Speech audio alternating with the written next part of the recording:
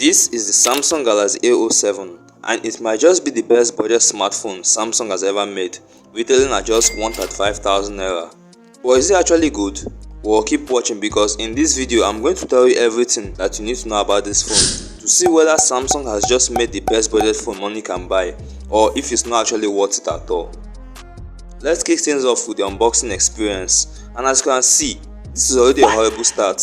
Inside you get the Galaxy A07 itself, and afterwards you just get the same deal: some paperwork, a SIM ejector tool, a USB Type-C cable, and that's all. This is one extremely annoying start because you are going to have to buy the accessories on top of the money which you have just paid for the phone, which is not cool.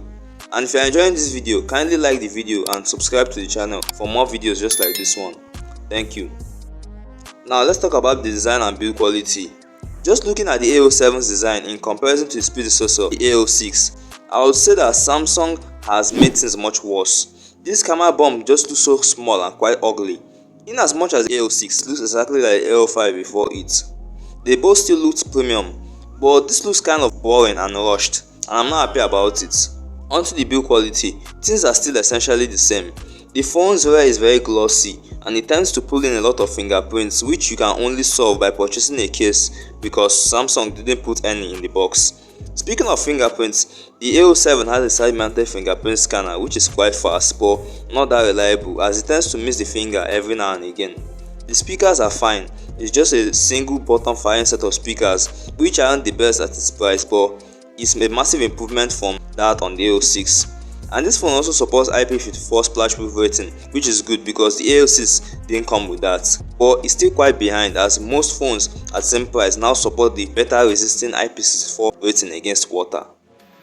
That leads us to the display. Is it any good? Let's find out. The Galaxy A07 comes with a 6.7-inch 720p LCD panel with a 90Hz refresh rate, and in this area there are some things here I love and some I totally hate. This A07 is probably the first entry-level smartphone Samsung has ever made to come with a 90Hz refresh rate, which is something a lot of people have been asking for a long time now, and it's cool. It makes things much smoother.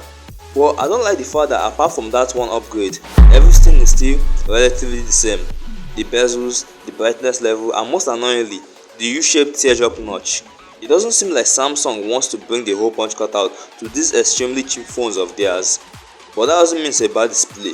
It's PLS, which is slightly more saturated and in my opinion more good looking than regular IPS panels. It's good enough for consuming content and the colors are vivid, sharp and quite contrasting. So what do you think about this display? Is it good enough for the price? Let me know down there in the comment section.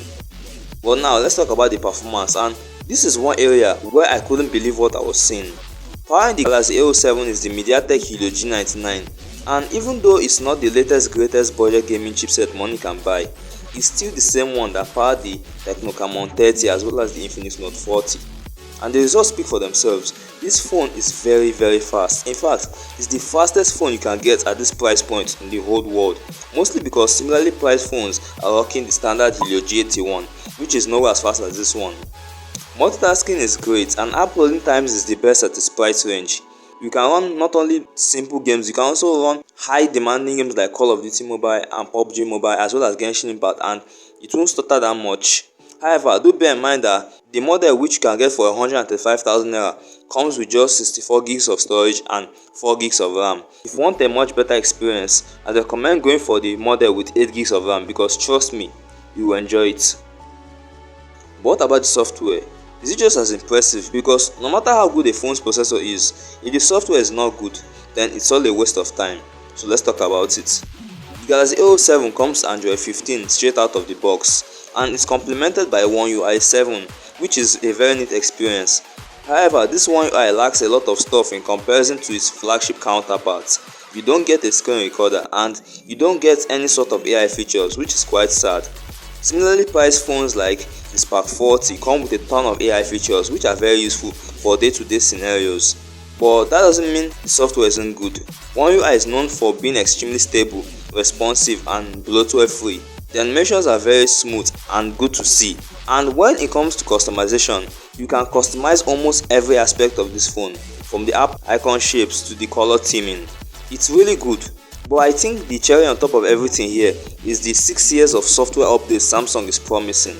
That's until Android 21, and even if I don't think this phone will last that long, it will still be very useful for years to come. So I think Samsung really killed it with the software on the A07.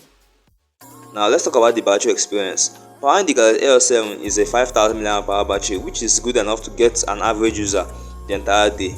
And it also comes with 25W fast charging, which is quite fast, but you specifically have to get Samsung's recommended charger to get those speeds. So it's still basically the same with last year.